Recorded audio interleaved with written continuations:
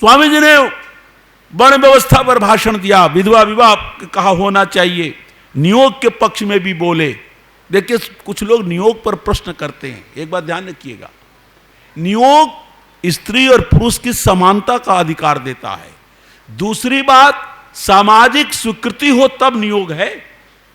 स्वामी जी के आर्यसमाजी विद्वानों ने शास्त्रार्थ किए पंडितों से, तो पंडित कहते थे नियोग नहीं होना चाहिए, तो स्वामी जी के चेले कहते थे कि ये बताओ, जब महाराज विचित्रवीर्य मर गए और चित्रांगद पहले ही मर चुका था, तो उनकी पत्नी अंबिका और अंबालिका थी, उसका पुत्र कैसे हुआ? व्यास जी के नियोग से ही हुआ। अब व्यास जी सत्यवती के कुमारी अवस्था के पुत्र थे और सत्यवती के पुत्र ही विचित्रवीर्य थे। तो पंडित कहते थे कि वो वरदान से हुआ, वरदान से। तो अमर स्वामी जी ने कहा कि जब वरदान से ही होना था तब भीष्म भी वरदान दे सकते थे। भीष्म से कहा गया था कि अब तुम शादी कर लो क्योंकि तुम्हारे भाई मारे गए, तो भीष्म ने कहा हम ब्रह्मचारी हैं, हम विवाह नहीं करेंगे। तो अमर स्वामी ने कहा जब वरदान देने से तो ब्रह्मचर्य की कोई भंग होने का सवाल ही नहीं था, और फिर वरदान आधी रात्रि में होता है क्या? बहुत सारी बातें हैं। मैं आपको यह बताना चाहता हूं कि स्वामी जी ने इस प्रकार अपने जीवन में ईसाइयों और इस्लाम की बढ़ती हुई बारिश को रोका। एक शिवनारायण अग्निहोत्री थे, स्वामी जी से मिलने आए, पौराणिक पंडित थे, और बहुत सुंदर फूल, अभी ताजा फूला हुआ फूल को तोड़ लाए और लाकर स्वामी जी को भेंट किया। स्वामी जी प्रसन्न नहीं हुए, कहा कि देखो ये पुष्प अपने उद्यान में, अपने डंठल पर, अपने पेड़ पर खिल रहा था, कुछ दिन और खिलता तो और अच्छा रहता, तुम तोड़ के लाए, इससे मेरी प्रसन्नता क्या? तो इससे ये भी शिक्षा मिलती है कि पुष्प को बहुत समय तक रहने दिया कीजिए, जिससे सुगंधि फैलाए। बहुत मात्रा में पुष्पों का दुरुपयोग कलियों को तोड़ करके माला बनाने में किया जाता है। यहाँ तो माला फिर भी गनीमत है, अब काशी में चले जाओ, मनों के मन प्रतिदिन माले आते हैं, शिव जी पर चढ़ाए जाते हैं, पानी चढ़ाया जाता है, दूध चढ़ाया जाता है, आप आश्चर्य करोगे घी चढ़ाया जाता है। हमारे ससुर, हमारे साधु साहब के पिताजी थे, वो हर महीने में 2 बार अमावस्या पूर्णिमा को शुद्ध गाय का घी 1 किलो बलिया से लाकर काशी जी के विश्वनाथ बाबा पर चढ़ाते थे। अब वो घी चढ़ना, दूध चढ़ना, पानी चढ़ना, फूल चढ़ना कचड़ा हो जाता है, गंदी होती है, दुर्गंध फैलता है। स्वामी जी ने वहाँ के लिए भी कहा है, इसलिए कहीं विधान नहीं है कि इतना फूल माला चढ़ा करके उसको करो। उसी समय का वर्णन आता है कि किसी ने कहा कि महाराज कश्मीर आपको बुला रहे हैं, बस शर्त यह है कि आप वहाँ मूर्ति पूजा का खंडन नहीं करेंगे। स्वामी जी ने कहा कि मैं तुम्हारे कश्मीर नरेश को प्रसन्न करूं कि तीनों लोकों का अधिपति जो परमपिता परमात्मा है उसको प्रसन्न करूं। उनकी जो आज्ञा है, वेद की आज्ञा है, एक साथ निराकार सर्वव्यापक सर्वशक्तिमान ब्रह्म की पूजा का उपदेश मैं करता हूं, वो करता रहूंगा। मैं किसी कश्मीर नरेश के लिए बात नहीं करूंगा। एक बात और आती है स्वामी जी के समय में, ये आप समझ जाइए कि लाहौर की घटना है। एक पंडित जी आ गए और उन्होंने वेद का एक मंत्र बोला, आयांतु नः पितरः सौम्यासः। इस मंत्र से उन्होंने ये सिद्ध करना चाहा कि मृतक श्राद्ध होता। आश्विन मास के कृष्ण पक्ष में पितरों को पिंड देना चाहिए, इससे हमारे पितर तृप्त होते हैं, ये वेद मंत्र में कहा है। स्वामी जी ने इस मंत्र का अर्थ करते हुए बताया कि जहां भी श्राद्ध का वर्णन आता है पितरों की सेवा करने का, बड़ी मजेदार बात है। स्वामी जी ने बताया कि 3 पीढ़ी का नाम आता है, पितरः, पितामह, प्रपितामह। आप 3 पीढ़ी की भी सेवा कर सकते हो, चौथी की नहीं कर सकते। मेरी बात को समझिए, आप 25 साल के होंगे, 30 साल के होंगे, आपका ब्याह होगा, पत्नी आएगी, आप पति पत्नी मिलकर सेवा करेंगे तो कितनों की कर सकते हैं अपने परिवार में। पिता माता एक पीढ़ी, पितामह पितामही, और बहुत अधिक उम्र लंबी है तो प्रपितामह अप्रपितामही, उसके बाद तो करेंगे क्या, उसके बाद तो मिलेंगे ही नहीं। जब आप 25 साल के होंगे तो प्रपितामह के पितामह मिलेंगे आपको, तो हो ही नहीं सकती सेवा। यदि मृतक श्राद्ध हो सकता है, मृतकों के पिंड दिया जा सकता है, तो 3 पीढ़ी क्यों, 4 पीढ़ी, 10 पीढ़ी, 20 पीढ़ी के पिंड देने का विधान हो, कहीं नहीं विधान है। अब पिंड का अर्थ वो है भी नहीं, पिंड का अर्थ भोजन होता है, जो खिलाया जाता है वही पिंड है। कुंती ने कहा था कि युधिष्ठिर दूसरी बार जब वनवास हुआ तो कुंती ने, पहली बार तो वनवास में कुंती गई थी और दूसरी बार कुंती को वृद्ध समझ करके युधिष्ठिर नहीं ले जा रहे थे, तो कुंती ने कहा पर पिंडम उदीक्षे वही, कि यहां मुझे क्यों रोकना चाहते हो, मैं दुर्योधन के पिंड पर रहूंगी क्या। तो यहां पिंड का अर्थ भोजन ही होता था, मरे हुए। आज पिंड का मतलब है जो मर जाए उसके नाम पर वो भात और पता नहीं क्या क्या काले के पत्ते पर रखते हैं, ये पिंड है, ये पिंड नहीं है। तो स्वामी जी ने पिंड का क्या अर्थ है, श्राद्ध का क्या अर्थ है, तर्पण का क्या अर्थ है, पितर का क्या अर्थ है, सारी चीजों को व्याख्या करके भाई, और वो व्यक्ति जो था वो चुप हो गया, वो नहीं कुछ कर पाया।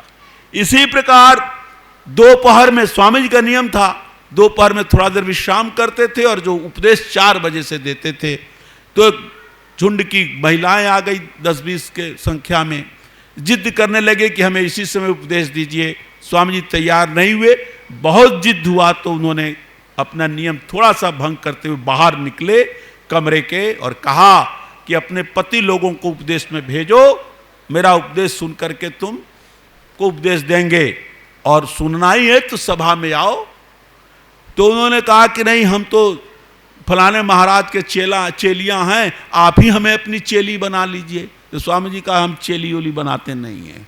इसलिए स्वामी दयानंद ने इस बात का बड़ा निषेध किया है कि महिलाओं की शिक्षा महिलाएं किया करें। वही तमाम जो ये घूम रहे हैं पाखंडाचारी लोग, इनकी चेली बनने का, और पता नहीं कैसा कैसा आजकल तो यूट्यूब पर ऐसे ऐसा दिखा रहे हैं कि सुन के भी शर्म आती है। नवयुवती लड़कियां करी अनिरुद्धाचार्य से कि मैं चेली बनना चाहती हूँ।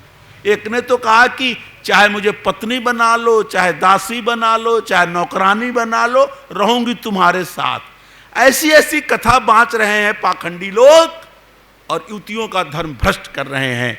स्वामी दयानंद ये चेली बनाने के पक्ष में नहीं थे और ये उचित भी नहीं है। स्वामी जी ने उस समय, लोगों ने पूछा कि स्वामी जी कुछ अपने जीवन की कुछ बातें बताइए लाहौर में। तो स्वामी जी ने 2-3 घटनाएं बताई। कहा कि जब मैं एकाकी भ्रमण करता था तो एक बार रीछ से मुकाबला हो गया। रीछ हमको देखा, मैंने उसको देखा, मैं डरा नहीं, आगे बढ़ा और सोंटा ऐसा उठाया, रीछ चला गया। फिर एक बार कहे कि एक सघन मन में सिंह सामने आ गया, लेकिन मैं घबराया नहीं, आगे बढ़ा, पता नहीं सिंह को क्या मन में आया, वो लौट गया। तो ऐसे जीवन घटनाएं भी, और ये घटनाएं काल्पनिक नहीं है।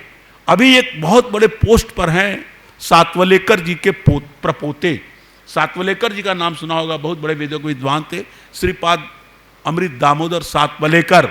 उनके पोते या परपोते इस समय भारत सरकार के शायद जो IAM होता है, बहुत बड़ा प्रतिष्ठान है, उसके डायरेक्टर के बहुत ऊंचे पद पर हैं।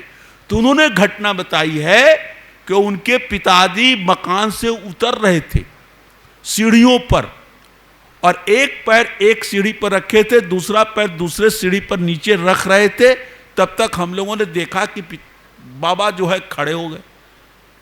पितामह ही थे, पर बाबा नहीं, बाबा ही थे, ग्रैंडफादर।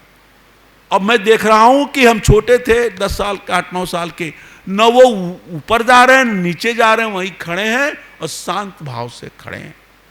और तब तक मैंने देखा कि उनके पैरों में सांप लपेट गया है, और घबरा नहीं रहे, न चिल्ला रहे, न रो रहे, न कुछ नहीं, खड़े शांत। हम लोगों के सांस में सांस अटकी, पता नहीं क्या होगा, लेकिन थोड़ी देर में देखता कहा कि सांप घन चक्कर चला गया, भाग गया, बाबा जी नीचे उतर आए। तो ऐसी ऐसी घटनाएं भी होती हैं जीवन में। स्वामी दयानंद के जीवन में भी ऐसी घटनाएं बची थी। एक जगह लिखा है कि मैं रात्रि में शयन कर रहा था तो अचानक नींद खुल गई, क्योंकि मेरे पर्ण कुटिया के बगल में कुछ बैरागी लोग साधु होते हैं ना, साधु सब साधु नहीं होते, कितने तो सवाधु होते हैं, कुछ लोग स्वादु होते हैं, केवल खाने के लिए साधु बन जाते हैं, बढ़िया बढ़िया माल मिलेगा चलो साधु हो जाओ। बहुत ऐसे पाखंडी घूम रहे हैं। इसलिए स्वामी दयानंद सत्यार्थ प्रकाश में लिखा था प्रथम संस्करण में कि यदि सही राजा होगा तो राज नियम से जिसको प्रमाणित किया जाएगा कि यह व्यक्ति संन्यास ले सकता है, उसी को संन्यास लेने दिया जाएगा। ये यूं ही नहीं जो चाहे वो संन्यास ले ले। और कुंभ में तो ये फैशन चला है, ये नागा बाबा हो रहे हैं 18 साल के, 20 साल के, 10 साल के, बेचारे को क्या पता है, नागा बाबा बना रहे हैं। स्वामी जी कहते हैं कि राजा से परीक्षित होने के बाद संन्यास देना चाहिए। जो गृहस्थ आश्रम को पार करके 75 वर्ष या वानप्रस्थ अवस्था में संन्यास दे, लाखों और करोड़ों में कोई एक ऐसा व्यक्ति होगा जो ब्रह्मचर्य से सीधे संन्यास ले। आसान बात है काम के वेग को रोकना। मनुष्य की स्वाभाविक प्रवृत्ति धर्म अर्थ काम में होती है, विवाह एक स्वाभाविक मर्यादा है, इसलिए 4 आश्रम बन गए हैं। लेकिन इसको तोड़ करके तमाम जो बन रहे हैं, तो स्वामी जी ने लिखा था सत्यार्थ प्रकाश के प्रथम संस्करण में कि यदि सही राजा हो तो ये जितने साधु बने घूम रहे हैं, इन सब में से अपात्रों को इकट्ठा करे और उनका सन्यास का कपड़ा छीन करके खेती के काम में लगा दे, कृषि कार्य में विनियुक्त करे। दयानंद ने लिखा है, क्रांतिकारी बात लिखी। तो ऐसे साधु लोग संकल्प कर रहे थे कि आज बाबा का काम खत्म कर दिया जाए। प्रकार है उसे मारने पीटने में तो बहुत बलवान है, सोटा रखता है, 2-4 को हमको भी मार पीट देगा। ऐसा करो आग लगा दो, इस कुटिया में आग लगा दो। आग लगा दिए। स्वामी जी कहते हैं कि जब आग लग गई तो जगना ही था। जब जगा तो मैं देखा कि आग लगी हुई है, तो किनारे किनारे आग थी और छप्पर जो ज्यादा, वो छप्पर ऊंचा था नहीं, वो छप्पर जो था उस पर आग अभी पहुंची नहीं थी। तो मैंने साहस का काम लिया, घबराया नहीं, दाहिने हाथ से उछल करके जोर से धक्का मारा। उस पर का छत जो था, वो पर्ण कुटी थी, गिर गया। मैं कूद करके भाग गया। अब देखिए स्वामी दयानंद के मारने के लिए कैसे कैसे प्रयत्न होते थे। उन्होंने लिखा कि एक व्यक्ति आया बनारस में, कहा स्वामी जी मैं बहुत गरीब हूं, दरिद्र ब्राह्मण हूं, मेरे पास कुछ नहीं है, बनारस का पान है, इसमें तंबाकू नहीं है, आप पान मेरी ओर से भेंट ले लीजिए। स्वामी जी लिखते हैं कि मैं उसकी श्रद्धा को देख करके, कृत्रिम श्रद्धा, मैंने उसको पान को खा लिया। थोड़ी देर में विदित हुआ ये तो पान नहीं है, इसके अंदर जहर भरा हुआ है। स्वामी जी लिखते हैं कि मैंने देरी नहीं की, तुरंत गंगा किनारे गया और वमन करके सारे आंतों को बाहर निकाल करके सारे गंगा के जल से अंतड़ियों को धो डाला और फिर अंदर। तो अब कल्पना कर सकते हैं स्वामी जी के किस किस प्रकार की बातें हैं। अंत में लाहौर में स्वामी दयानंद के प्रचार प्रसार का परिणाम यह निकला कि ज्येष्ठ शुक्ला त्रयोदशी 1934 विक्रमी, तदनुसार 24 जून 1877 ईस्वी को आर्य समाज की स्थापना लाहौर में हो गई।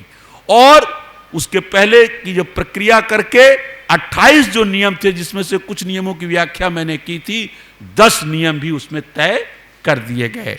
किसी ने ये कहा स्वामी जी आप तीसरे नियम में संशोधन कर दीजिए, वेद सब सत्य विद्याओं का पुस्तक न लिखिए, केवल यही लिखिए कि वेद विद्याओं का पुस्तक है। तो इससे ये होगा ब्राह्म समाजी और लोग भी हमारे मेंबर बन जाएंगे। तो स्वामी जी ने कहा विद्या कहने से तो हर प्रकार की विद्या होती है, चोरी भी एक विद्या है। आपको पता है कि नहीं, हमारे देश में एक ग्रंथ था, उसका नाम था चौर शास्त्र। उसमें बताया गया था कि चोरी कैसे करना चाहिए। और चाहे किताब अब हो चाहे ना हो, लोग चोर लोग होते सब जानते हैं, वो सीख रहे हैं गुरु परंपरा से, वो चोरी सीखते हैं। एक किताब है उसका नाम है मिर्च कटिक, MA के कोर्स में है, मैं पढ़ाता था।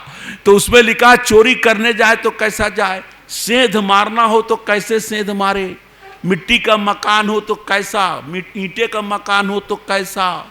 और चोर जब सेंध बन जाए तो पहले मत घुस जाए, पहले एक काल्पनिक आदमी बनाते ना, जैसे लोग गाय को धोखा देने के लिए झूठा बछड़ा बनाते हैं, या खेत में बना देते हैं आदमी का फोटो जिसे डर जाए, वैसे घुसाए। यदि वो समझ जाए कुछ नहीं हो रहा है, तब अपने को घुसे, केवल कच्छा पहनकर घुसे, सारे देह में घी मल ले, जिसे कोई पकड़े तो भाग जाए, जाते ही पहले दीपक बुझा दे। सारी लीला लिखी हुई है। और चौर शास्त्र के जितने आचार्य हुए उनका भी नाम लिखा हुआ है, उनको प्रणाम, उनको प्रणाम, उनको प्रणाम, सारे गुरुओं को प्रणाम। तो स्वामी जी कह रहे चोरी भी विद्या है, जुआ भी विद्या है, जुआ भी बड़ी विद्या है। जुआ यदि कुटिलता की विद्या न होती तो युधिष्ठिर क्या हर दांव में हारते? एक में तो जीत सकते थे, लेकिन शकुनी इतना चतुर चालाक था कि हम कभी कभी ट्रेन में पहले चलते थे, अब तो नहीं देखते, पहले क्या होता था, ट्रेन में चलता था तो आ जाते थे 3-4 लोग और देखते थे कौन आ रहा है पंजाब से पैसा कमाकर, कहीं से अंदाज लेते थे। वहां बैठ करके 3 लोग ताश खेलने लगते थे, ये उसको जिताने लगते थे, तुम भी खेलो, और वो बेचारे को फंसा लेते थे और पहले उसको जितवाते थे, अंत में उसको सब लेके साफ और अगले स्टेशन पर सब उतर जाते थे। तो ये सब स्वामी जी ने कहा ये सब विद्याएं भी होती हैं। तो वेद इन विद्याओं का पुस्तक नहीं है, वेद सब सत्य विद्याओं का पुस्तक है। उन्होंने कोई समझौता इस पॉइंट पर नहीं किया। 100 से अधिक देशों में देखा जाने वाला, सर्वाधिक लोकप्रिय और सबसे अधिक फॉलोअर्स के साथ पूरी दुनिया में आर्य समाज के विचारों का प्रचार करने वाला एकमात्र चैनल वैदिक प्रचार।